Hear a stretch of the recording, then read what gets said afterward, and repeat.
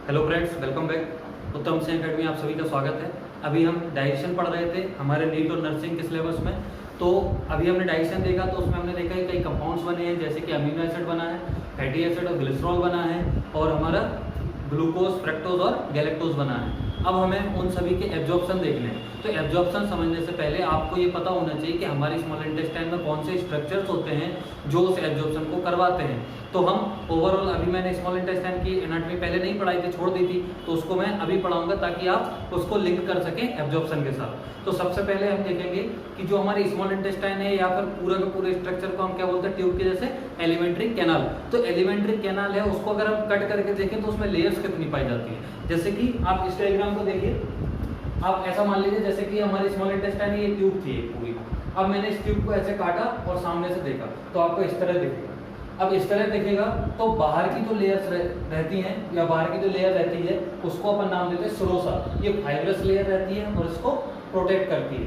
अंदर उसके रहती है मसल लेयर, ये सबसे मोटी लेयर होती है। इसमें दो प्रकार के मसल पाए जाते हैं, कौन कौन से, लॉन्गिट्यूडनल मसल्स और सर्कुलर मसल्स। तो ये मसल्स क्या करते हैं, लॉन्गिट्यूडनल और सर्कुलर मसल्स कॉन्ट्रैक्ट होते रहते हैं, जिससे फूड हमारा आगे बढ़ता रहता है। उस तरीके के मूवमेंट को हम बोलते हैं पेरिस्टाल्सिस। ठीक है, इसके अंदर एक लेयर रहती है जिसका नाम होता है सबम्यूकोसा। सबम्यूकोसा वो लेयर है जिसमें ब्लड वेसल्स रहती हैं और जो जितनी भी हमारी मेजर नर्व्स हैं जो हमारा सेंसेशन लेकर के जाती हैं वो सभी किसमें रहती हैं, म्यूकोसा में, सबम्यूकोसा में। आपसे अगर कोई पूछे कि हमारे ब्लड वेसल हमारे डाइजेस्टिव सिस्टम में कहाँ पाई जाती है तो सबम्यूकोसा। ठीक है, और उसके सबसे अंदर रहती है म्यूकोसा। इस म्यूकोसा में अंदर की तरफ कॉलम के आकार की सेल्स होती हैं, लंबी लंबी पिलर के आकार की सेल्स होती हैं, और उन सेल्स के द्वारा कुछ सीक्रेशंस भी निकाले जाते हैं, और मेनली जो उनका फंक्शन होता है वो एब्जॉर्प्शन का होता है। तो हम एब्जॉर्प्शन को अभी देखने वाले हैं। ठीक है, अब ये हमारा स्ट्रक्चर हुआ क्रॉस सेक्शनल स्ट्रक्चर हमारे एलिमेंट्री कैनाल का। ठीक है, तो उसमें हमारे 4 स्ट्रक्चर मिले, पर ये ओवरऑल आपका माउथ से लेकर के एनस तक जब भी आप क्रॉस सेक्शन लेकर के देखेंगे ये 4 लेयर तो मिलनी है, पर कुछ स्ट्रक्चर्स के आधार पर कुछ थोड़ा थोड़ा चेंज होता रहता है। जैसे कि स्टमक में ये जैसे हमारी 2 लेयर्स पाई जा रही है मसल लेयर, ऐसे स्टमक में 3 लेयर्स होती हैं, उसमें ऑब्लिक मसल्स भी आ जाती हैं।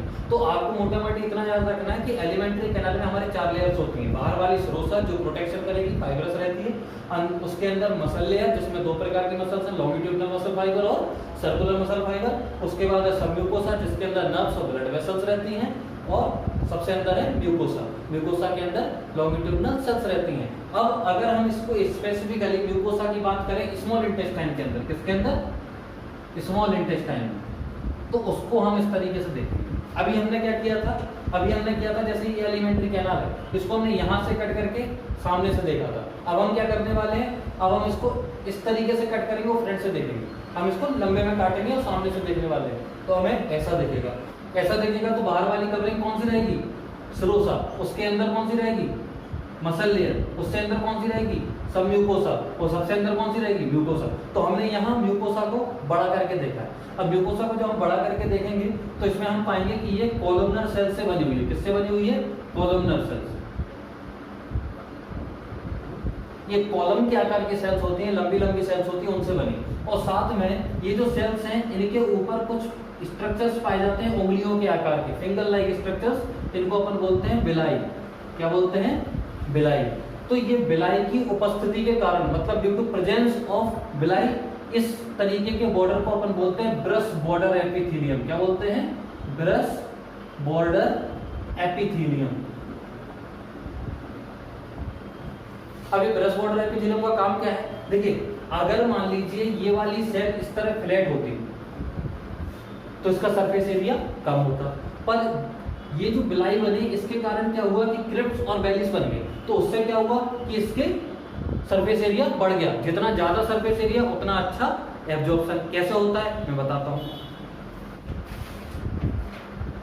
आप सरफेस एरिया के सिस्टम को ऐसा समझिए, जैसे कि एक पेपर है, इसका जो सरफेस एरिया है, अगर हम इसको ऐसे ही सीधा का सीधा रखेंगे तो इसको इतनी सारी जगह लगेगी रखने में, पर हम इसको अगर इस तरीके से फोल्ड कर दें, इस तरीके से इसको फोल्ड कर देंगे और इसको थोड़ा सा हमने खोल दिया, तो इसका सरफेस एरिया वो तो अभी भी उतना ही है, पर इसको रखने के लिए जगह बहुत रिड्यूस हो गई। इसीलिए हमारे जो इंटेस्टाइन है उसमें ब्रश बॉर्डर एपिथेलियम पाया जाता है, ताकि सरफेस एरिया ज्यादा से ज्यादा रहे। जितना ज्यादा सरफेस एरिया उतना अधिक एब्जॉर्प्शन कम समय में। ठीक है, तो इसमें क्या होता है और साथ में जैसे ये हमारी सेल्स हो गई कॉलमनर सेल्स। कॉलमनर सेल्स के नीचे हमारे पाए जाते हैं क्या, ब्लड वेसल्स और लैक्टिल्स। लैक्टिल्स हम यहाँ नाम देते हैं लिम्फ वेसल्स को। किसको नाम दिया जाता है, लिम्फ वेसल्स को। इसके अंदर लिम्फ बहेगा और जो रेड कलर की आपको दिख रही है ये हमारी ब्लड कैपिलरीज है, इनके अंदर ब्लड बहेगा।